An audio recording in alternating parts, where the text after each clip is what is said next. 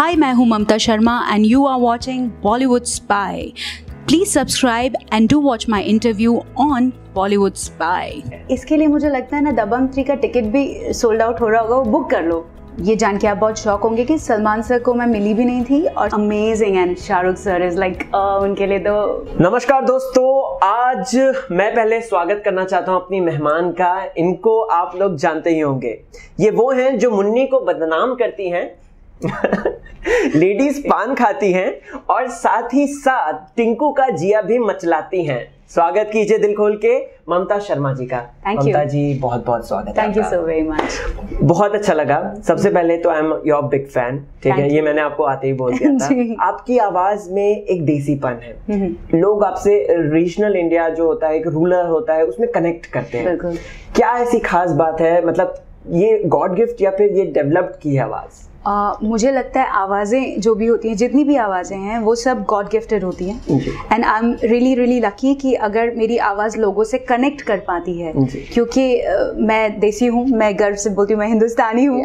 और उसके लिए मुझे बहुत मज़ा आता है जब लोग मेरी आवाज़ को अपनी आवाज़ समझते हैं। जैसे हीरोइंस में होता है गर्ल नेक्स्ट डोर, ऐसे वॉइस नेक्स्ट डोर वाला फीलिंग आता है।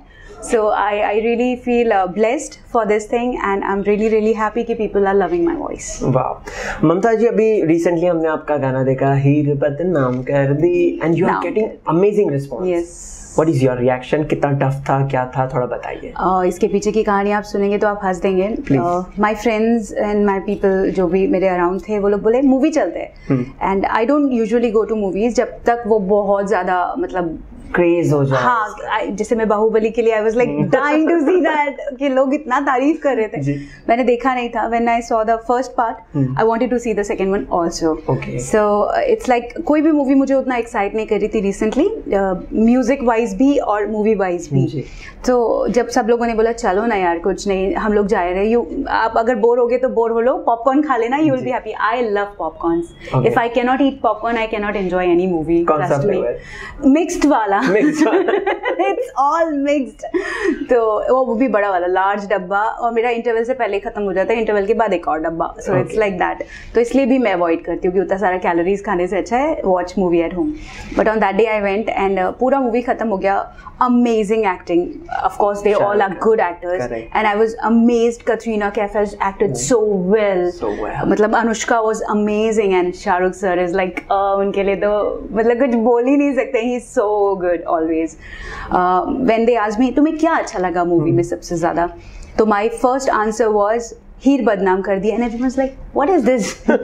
ये क्या है? मैंने कहा ये गाना है जो अगर आपने ध्यान दिया हो तो it comes in the background thing, थोड़ा सा दिखाते हैं, it's not a full song. And बहुत ही प्यारा गाना लगा था। तो मतलब लोगों ने उतना ध्यान भी नहीं दिया था कि this song is also there in front of Husn Parcham and all भी गाने थे मूवी में।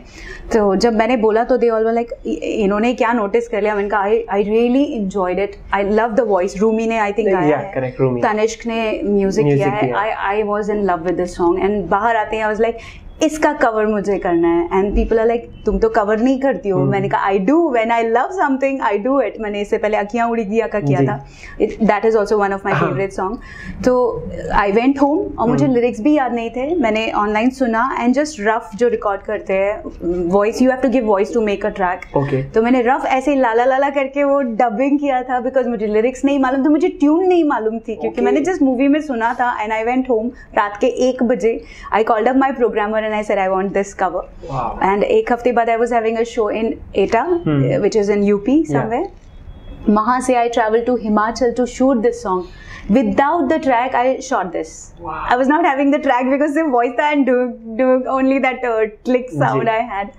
On that I shooted this and हम लोग वापस आए, ट्रैक पूरा किया and this is the final product which you are watching. Amazing guys, आप ममता शर्मा ऑफिशियल करके इनका YouTube चैनल है, उसमें चेक कीजिएगा। Just mind boggling. Oh, thank you. Okay.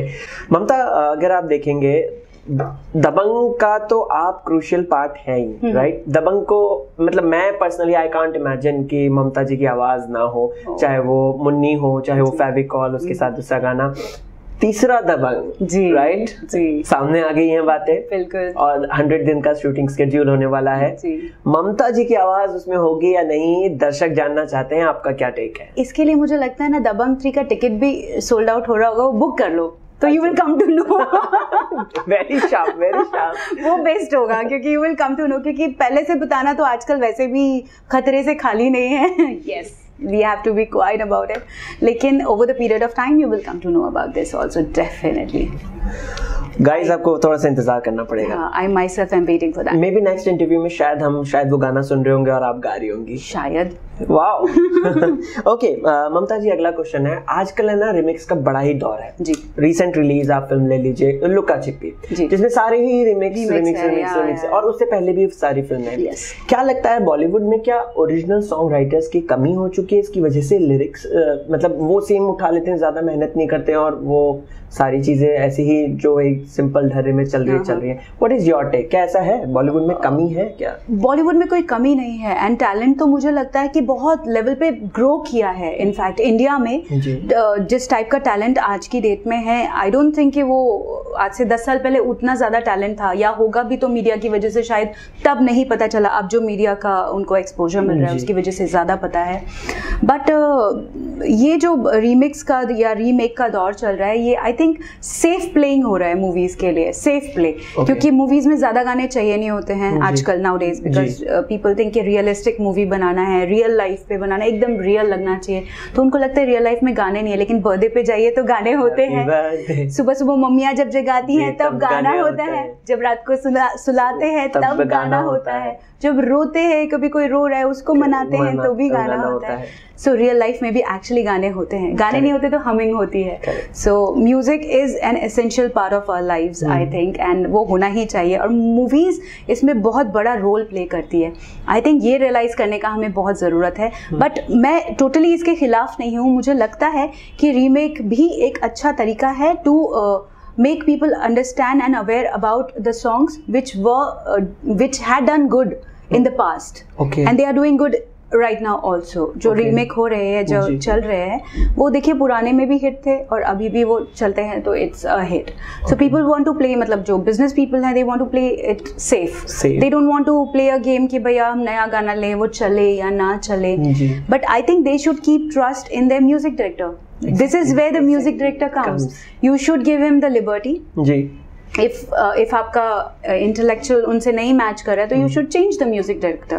But what he wants to do, वो जो स्टोरी आपकी समझ के आपको गाने देंगे, I feel ये होता था पुराने जमाने में जब रफ़ी साहब, लता जी, मैंने किस्से सुने हैं कि लोग कश्मीर तक जाते थे, झील के किनारे बैठ के गाने लिखे जाते थे। The motivation. हाँ, तो आज भी अगर बदन पे सितारे निकल रहे हैं तो कौन सोच सकता है कि एक साड़ी पहन के वो अगर चमक रही तो बदन पे सितारे can come out through a lyric pen. तो ये बहुत ज्यादा ये मिसिंग है व्हाट आई फील। आजकल वो इंस्टेंट नूडल्स बहुत ज्यादा चल रहे हैं, आलू के पराठे लोग भूल गए हैं।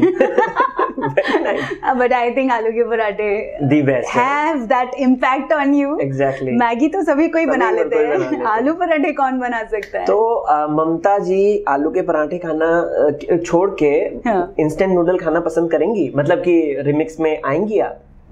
मेरी पर्सनल चॉइस नहीं है। नहीं, पर्सनल चॉइस नहीं है मेरी। पर्सनल चॉइस हमेशा आलू के पराठे थे, हैं और रहेंगे। आई believe in new. I believe if you have talent, अगर आपको अपने गाने से खुद प्यार है ना, तो सामने वाला लाइक करेगा ही करेगा। और वैसे भी 5 उंगलियां समान नहीं होती, किसी को जैज पसंद है, किसी को ब्लूज पसंद है, किसी को साल्सा, किसी को क्लासिकल पसंद है। तो we should try and create things which every genre likes. उसको मिक्स करके ये हमारी ड्यूटी होती है कि हम कैसे परोसे सामने वाले के सामने कि वो लाइक करे। And if they don't like, दोबारा अटेम्प्ट करेंगे, कुछ और अटेम्प्ट करेंगे। बट इट्स नॉट कि मेरे को अगर गाजर का हलवा पसंद है तो एवरीडे में गाजर का हलवा बनाऊं। This is not the thing. This is not my personal thing. I don't like it. Okay. अभी देश में एक अनफॉर्चुनेट इवेंट होता है, हम सब जानते हैं, जिसका इफेक्ट बहुत आ रहा था और पाकिस्तानी सिंगर्स को बैन नहीं था जी। वो गा सकते थे, लेकिन अब सिंगर्स को भी बैन हो गया। What is your take? क्या इस तरीके से बैन करके ये कला के, मतलब कला की दृष्टि से अगर देखें क्या ये सही है या गलत, देश की दृष्टि से देखें क्या ये सही है गलत, आपका क्या टेक है? ये पिछली बार भी हुआ था, इफ यू रिमेम्बर, तभी भी सिंगर्स पे भी बैन हुआ था, जब कॉमेडी आर्टिस्ट पे बैन हुआ था, उरी अटैक के वक्त। पूरी अटैक 2016 में, बट सिंगर्स गा सकते थे तो नहीं 16 में नहीं, आई एम टॉकिंग अबाउट उससे भी पहले, आई एम टॉकिंग अबाउट 7 या 8 में भी कुछ बैन हुआ था, जब जो कॉमेडियंस थे उनको भी निकाला गया था और यूपी के लोगों को भी मतलब बॉम्बे से बाहर कर रहे थे, समथिंग लाइक दैट, तभी भी बैन किया था, जितने भी हमारे बाहर के आर्टिस्ट थे उनको सिंगिंग से बैन किया गया था। But what I feel you know, अब आम आदमी का और स्पेशली आर्टिस्ट लोगों का कुछ लेना देना नहीं होता पॉलिटिक्स से, ट्रस्ट मी, मैं खुद भी एक आर्टिस्ट हूँ एंड मैं उतना पॉलिटिक्स को ना फॉलो करती हूँ ना उसमें इन्वॉल्व हूँ, तो मेरा तो कुछ लेना देना ही नहीं है उस चीज़ से जो चीज़ चल रहा है। ऑफ कोर्स सेंटिमेंट्स होते हैं, हर्ट होता है, अगर कोई हमें कुछ बोल रहा है तो we also get hurt, but जैसे पड़ोसी से अगर लड़ाई हो तो उसको पहले तो बात से पूछेंगे ना, तूने ऐसे क्यों किया, तू क्यों नहीं कर रहा, अच्छा तेरे को बैन कर दिया, तू इस एरिया में नहीं आएगा, मैं इस एरिया में नहीं जाऊँगा, तो ये होता है। बट आई थिंक अंडरस्टैंडिंग से बड़े लोग जो होते हैं घर के वो सब सॉल्व करते हैं, तो अगर वो सॉल्व कर रहे हैं तो कुछ इंटेलिजेंट ही होगा और अच्छा ही होगा। तो we as a children of India we should be like wait and see कि what is happening and what are the orders from the elders, we will follow the orders, it's like that. Okay. आपकी कपिल शर्मा जी की film आ रही थी जब, तो आप भी कपिल शर्मा जी के वहाँ पे गई थी, सेट पे मजा किया था। आजकल कितनी बिजी स्केड्यूल लाइफ होती है, इतना हैक्टिक स्केड्यूल रहता है, स्ट्रेस होता है, उस दौरान कपिल शर्मा जी का जब हम शो देखते हैं तो हंसते हंसते पूरी मतलब वो सारा स्ट्रेस चला जाता है। आपको कैसा लगता है द कपिल शर्मा शो, क्या कहना चाहेंगी आप, थोड़ा सा बताएं। मुझे बहुत अच्छा लगता है, मतलब आपने अगर देखा हो तो वो जो हमने मस्ती किया था स्टेज पे सिद्धू जी के संग एंड या इतना मजा किया था, I just loved that time being on there with the team, whole team was there and इतना ज्यादा मजा आया था। एंड मैं डेलिबरेटली ब्लू कलर का लिपस्टिक लगा के गई थी इन दैट शो, क्योंकि आई न्यू इट कि कपिल जी उसको नहीं छोड़ेंगे डेफिनेटली, वो तो कमेंट कर करके उस पे डेफिनेटली कमेंट्स आएंगे ही आएंगे। So I tried that attire and that blue lipstick and he was like, जो हंस हंस के उनका हाल हुआ है आपको देखना चाहिए। बोले यार पहली बार कोई आया जो मुझे इतना हंसा रहा है। सिद्धू जी वाज क्वाइट विद दैट शायरी कि छोड़ दे अपनी बीवी को मेरे साथ चल, he was so quite after that, उन्होंने एक भी शायरी नहीं बोली उसके बाद पूरे शो में, if you will watch it, एक भी शायरी नहीं बोली उन्होंने। और दलेर पाजी डांस किए उसमें, if you will see the video, Daler Mehndi was dancing and I was like पूरी दुनिया उनके गानों पे नाचती है and he was dancing on that Firangi song, so that was something really really good and very good memory for me. Season 2 आ गया है तो कितना आप फॉलो कर रही हैं उसे सीजन 2 को? नॉट मच, ये इसकी वजह से क्योंकि अभी हम कवर कर रहे थे, अभी हमने सिंगल्स किया है कुछ, एक dance number we are going to shoot next month, so उसके लिए I am like a bit busy in that caught up. Plus अभी वुमेन्स डे चल रहा है, वैलेंटाइंस डे चल रहा है, ये सब मतलब सेलिब्रेशन के मंथ्स चल रहे हैं, सो उस वजह से भी थोड़ी सी बिजी है।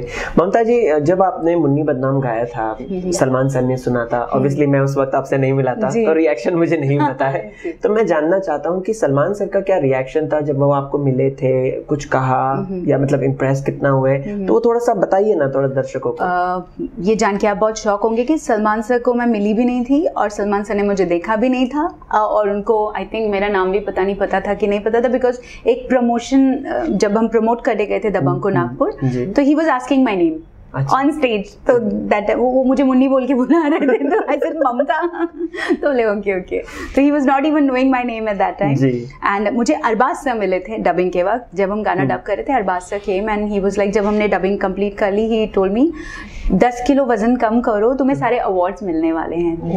These were his words and I think उन्होंने मुझे मैसेज भी किया था ये, and I was so shocked, क्योंकि मुझे लगा कि जस्ट ऐसे ही अप्रिशिएट कर रहे हैं, बीइंग गुड जेस्चर टाइप्स, लेकिन आई वाज सो शॉक कि उनके वर्ड्स एकदम ट्रू हो गए। मैं पहले जो फर्स्ट अवार्ड था, आई थिंक स्टार स्क्रीन होते हैं जी, तो मैं जा भी नहीं रही थी, वो फर्स्ट अवार्ड था वो ईयर का, क्योंकि वो जनवरी में होता है, एंड मैंने बोला मिलना तो है नहीं, मुझे तब तक लगता था फिक्सेशन होता है, लोग खरीद लेते हैं अवार्ड्स एंड अपने आप उनको मिल जाता है, तो मैंने बोला यार जाके क्यों, बहुत इंसल्टिंग होगा, and I don't at that point of time, मुझे वो हारने से बड़ा वो लगता है, इस वजह से मैंने किसी रियलिटी शो में पार्टिसिपेट भी नहीं किया, मुझे बहुत डर लगता है, I don't want to lose it, if I am not winning I am not losing it, I believe in myself, I am good wherever I am, तो मैं नहीं जा रही थी। तो माई हस्बैंड टोल्ड मी कि पागल हो, कितना लोगों का नाम बोलता है मुझे बताओ, नॉमिनेशन में कितने लोग आते हैं, लोग कितने सालों से गा रहे हैं या स्ट्रगल कर रहे हैं कितने सालों से, जिनको ब्रेक मिला है, तुम्हारा नॉमिनेशन में नाम आया है, मैं बोलता हूँ नहीं मिले, लेकिन it will be announced, your name will be announced among 5 of the top artist over there, and जो स्टेज पे भी होंगे they will be like big people who will be announcing your name, they will be knowing you, you should go there, इतना बड़ा honour मिला है तुमको, ये अपने आप में अवार्ड है। That time I was like अरे हाँ यार क्या फर्क पड़ता है मिले ना मिले, you are already there, it shouldn't bother you कि भाई मिल रहा है कि नहीं मिल रहा है, लेकिन आपको इस कंसिडरेशन में रखा गया कि you are eligible to get it, correct, तो ये भी तो एक अपने आप में अवार्ड exactly. है। तो that was the moment when I went with him, मैंने आप अगर वीडियो देखोगे तो I just went in white shirt, jeans, ऐसे हेयर बैंड लगा के अपना जैकेट पहन के ठंडी में I'm just sitting like this, प्रीतम दादा एंड मैं इतना चिट चैट इतना बकवास कर रही थी जैसे अभी कर रही हो और आप चुप हो, ऐसे वहाँ पे कर रही थी एंड प्रीतम दादा इज लाइक हेलो तुम्हारा नाम बोल रहा है तुम्हारा नाम,